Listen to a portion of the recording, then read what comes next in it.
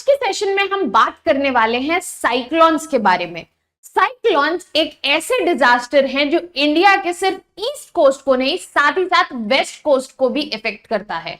और इसीलिए इस सेशन में हम इन डिटेल बात करने वाले हैं साइक्लोन्स के बारे में, चाहे वो ट्रॉपिकल साइक्लोन्स हो या फिर टेम्परेट साइक्लोन्स हो।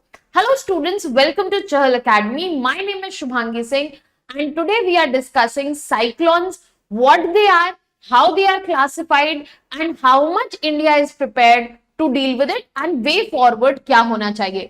For more such videos and concept related understanding, please subscribe to our YouTube channel. Now let us start by understanding। सबसे पहले हम ये समझने से स्टार्ट करते हैं कि बेसिकली साइक्लोन्स जो हैं वो होते क्या है। साइक्लोन्स जो हैं वो बेसिकली लो प्रेशर एरिया है जिसके अराउंड एक रैपिड इनवर्ड सर्कुलेशन हो रहा है। तो अगर मैं यहां पे खड़ी हूं तो यहां पर लो प्रेशर एरिया डेवलप्ड है और यहां जो सर्कुलेशन हो रहा है वो इनवर्ड हो रहा है। अभी जो सर्कुलेशन की हम बात करें तो यहां पर इंटरेस्टिंग चीज ये है कि यहां पे नॉर्दर्न हेमिस्फीयर में जो सर्कुलेशन होता है वो एंटी क्लॉकवाइज होता है। That means it goes like this. अगर क्लॉक का मूवमेंट है तो क्लॉक का मूवमेंट ऐसे होता है, but anti clockwise it is in the opposite direction. और अगर सदर्न हेमिस्फीयर की बात करें तो यहां पर जो मूवमेंट है वो क्लॉकवाइज होता है, जैसा कि एक यूजुअल क्लॉक घूमती है।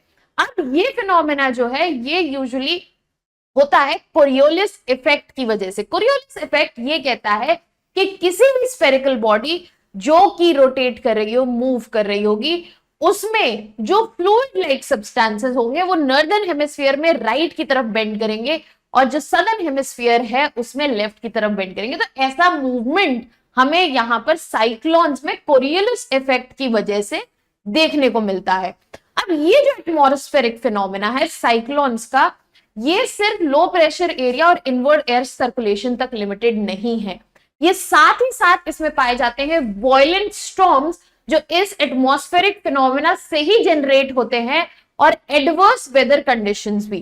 तो यहां पर अगर हम साइक्लोन्स की बात करें तो ये basically rapid inward air circulation से कैरेक्टराइज होते हैं जो कि एक लो प्रेशर एरिया के अराउंड बनता है, अब यहां पर इस डायग्राम के थ्रू इसको थोड़ा सा समझने की कोशिश करेंगे। ट्रॉपिकल साइक्लोन के फॉर्मेशन की सबसे पहली कंडीशन होती है कि सी सरफेस टेम्परेचर जो है वो हाई होना चाहिए, मोर देन 26 डिग्री सेल्सियस। तो जब भी यहां पर लार्ज ओशन वाटर एरिया पे सी सरफेस टेम्परेचर जो है 26 डिग्री सेल्सियस से बढ़ेगा, यहां पर लो प्रेशर क्रिएट होगा। क्यों? क्योंकि जो वाटर पार्टिकल्स हैं they will gradually start rising up leading to formation of low pressure area.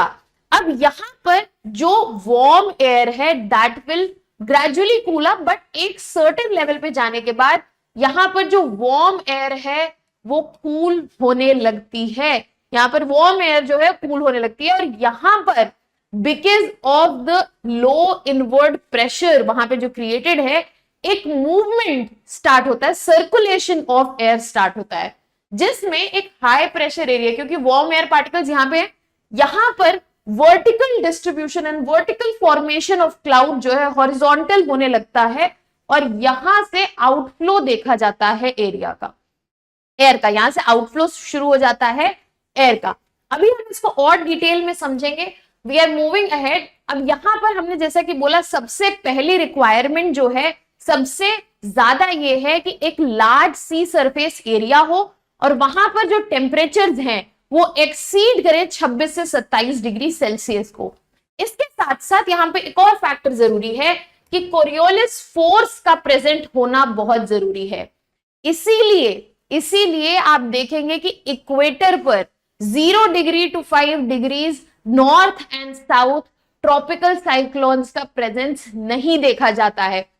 I would urge the students कि आप कमेंट सेक्शन में से एक्सप्लेन करें कि why do we not see, answer यहीं पे है, सामने है, कि हम इक्वेटर पर और यहां से 0 to 5 डिग्री में हम क्यों नहीं देखते हैं ट्रॉपिकल साइक्लोन्स का प्रेजेंस। अब ट्रॉपिकल साइक्लोन्स की दो कंडीशन हमने समझ ली, जो हमें चाहिए कि लार्ज सी सरफेस एरिया होना चाहिए और उसका टेम्परेचर जो है 26-27 डिग्री सेल्सियस से ऊपर होना चाहिए। कोरियोलिस फोर्स का प्रेजेंस भी होना चाहिए।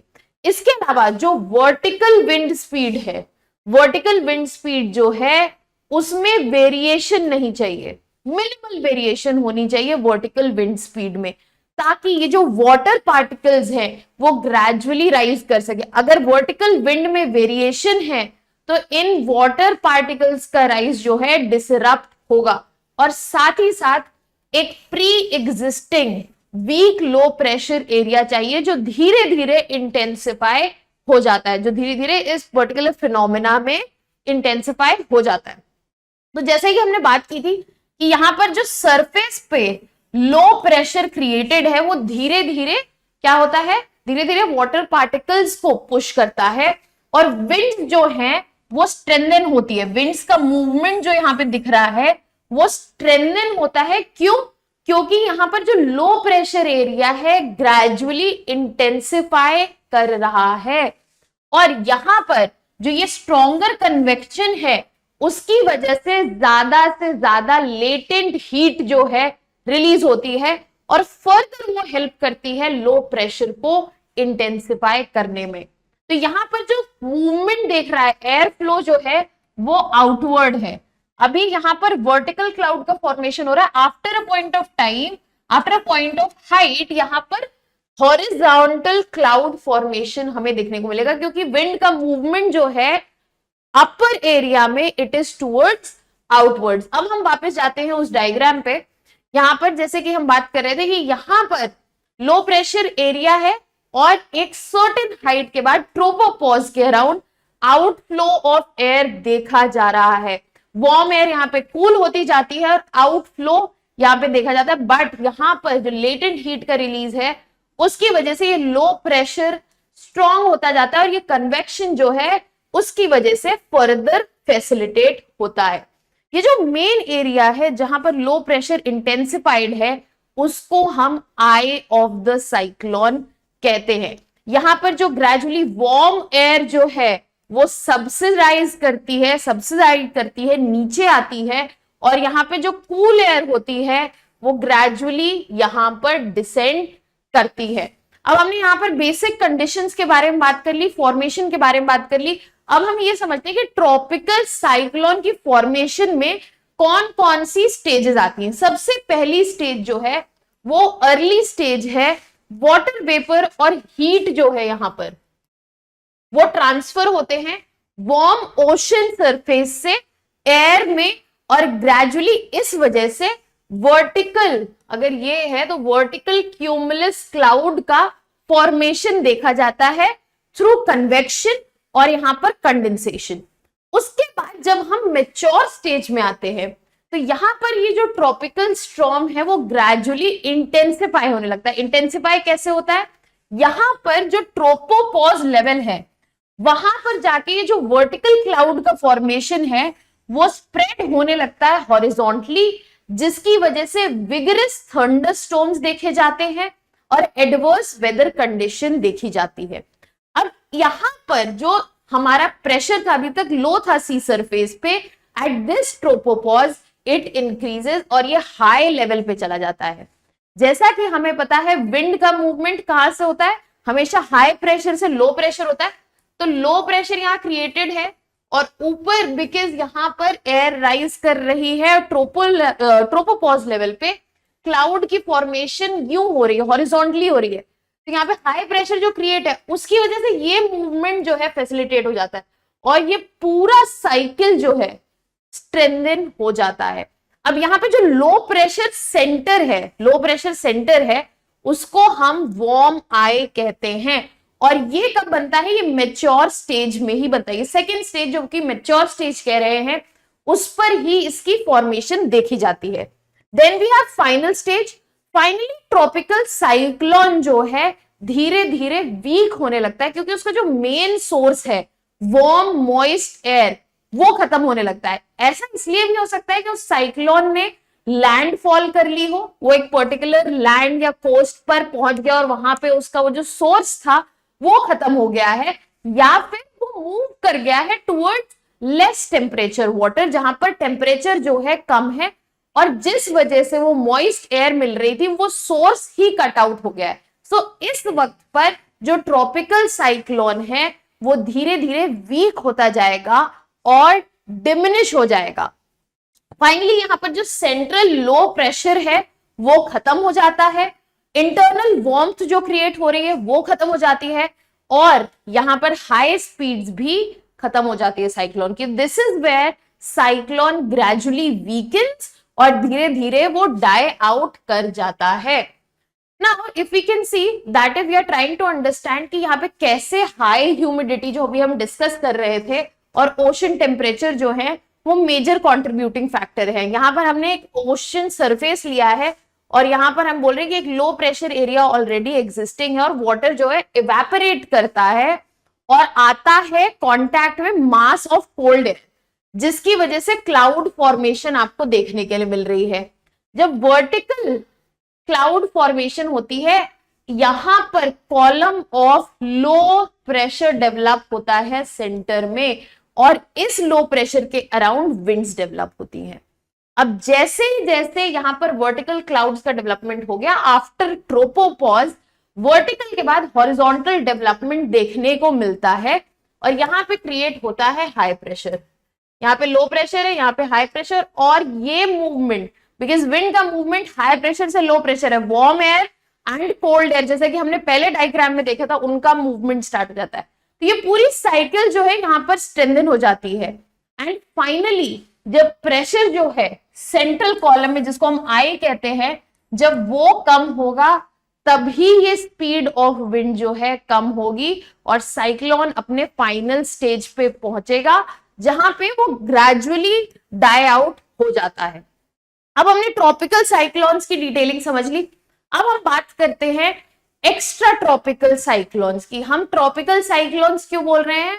बिकॉज इनकी प्रेजेंस हम ट्रॉपिकल रीजन में देखते हैं, इनका फॉर्मेशन हम ट्रॉपिकल रीजन में देखते हैं। बट अगर हम टेम्परेट रीजन की बात करें, मिड लेटिट्यूड्स की बात करें, तो वहां पे हमें प्रेजेंस पाया जाता है एक्स्ट्रा ट्रॉपिकल साइक्लोन्स का। एक्स्ट्रा ट्रॉपिकल साइक्लोन्स को हम टेम्परेट साइक्लोन्स भी कहते हैं, मिड लैटिट्यूड साइक्लोन्स भी कहते हैं, फ्रंटल साइक्लोन्स भी कहते हैं या फिर वेव साइक्लोन्स भी कहते हैं।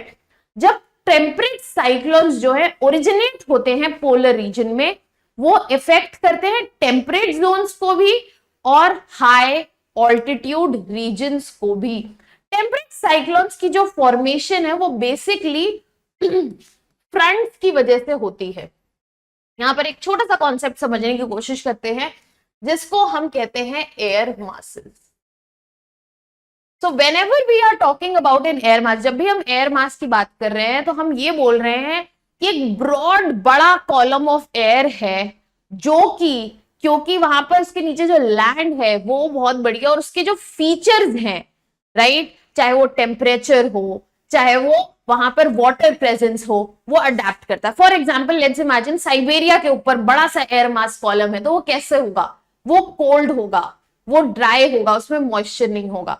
बट अगर अटलांटिक ओशन के ऊपर सेम एयर मास हम इमेजिन करें तो कैसा होगा? वो वार्म होगा और साथ ही साथ मॉइस्ट होगा।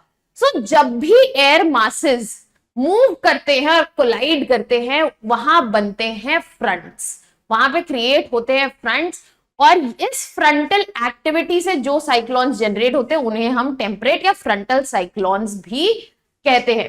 इनकी डिटेलिंग आगे हम समझते हैं।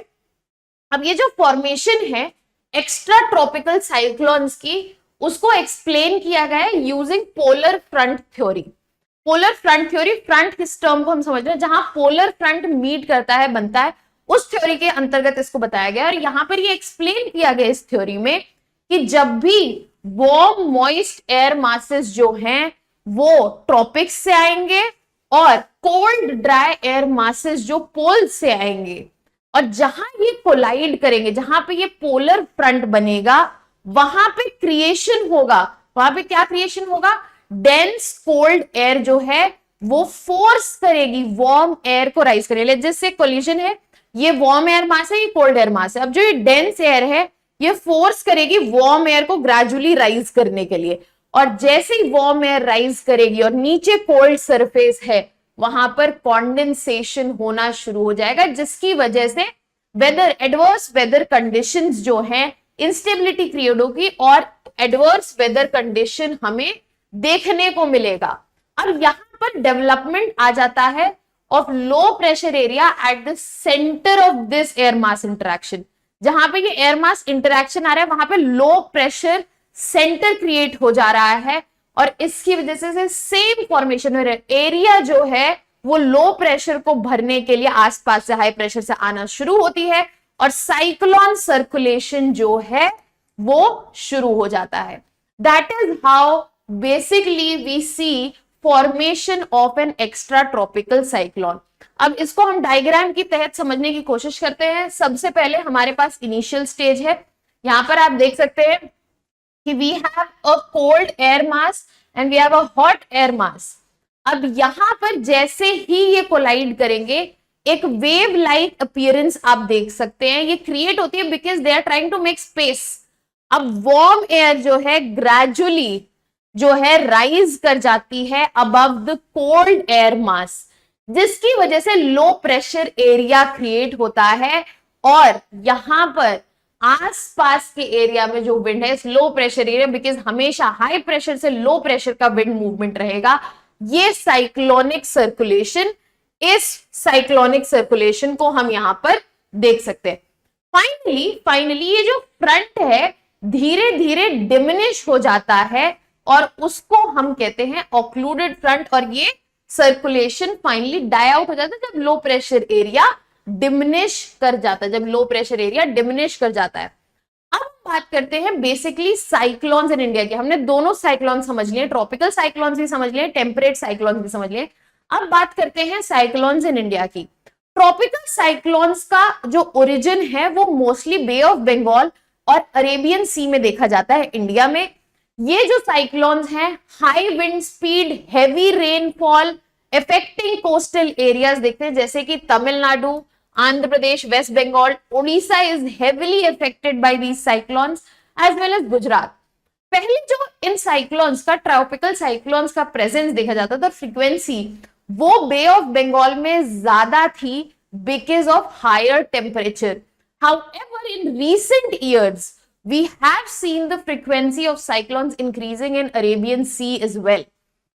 तो यहां पर दोनों ही कोस्ट पर साइक्लोन्स के लिए खतरा है और इंडिया ने लास्ट फ्यू इयर्स में काफी सारे साइक्लोन्स को फेस किया जैसे कि Amphan, Sitrang, Fani, Yas, निसर्गा, and all of them have been bringing in destruction of life and property.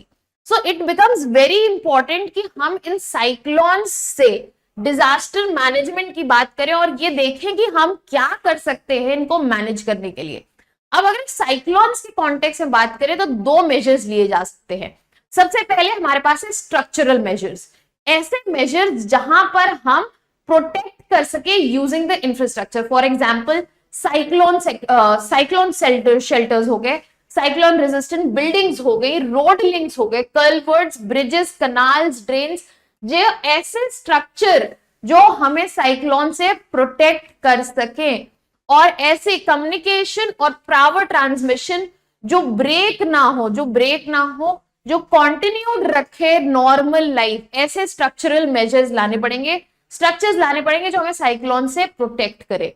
अब अगर हम बात करें नॉन स्ट्रक्चरल मेजर्स के बारे में तो हमें फोकस करना पड़ेगा ऐसे मेजर्स पे ताकि हमें वार्निंग टाइमली मिले, हमें अंडरस्टैंडिंग हो इस पर्टिकुलर डिजास्टर की और इसके बारे में अवेयरनेस हो। जैसे कि अर्ली वार्निंग डिसेमिनेशन सिस्टम्स की जरूरत है, coastal zone management, overall coastal zone management की जरूरत है, disaster risk management and capacity building of all the stakeholders which are involved. So we have to manage this particular disaster in two ways, structural and non-structural.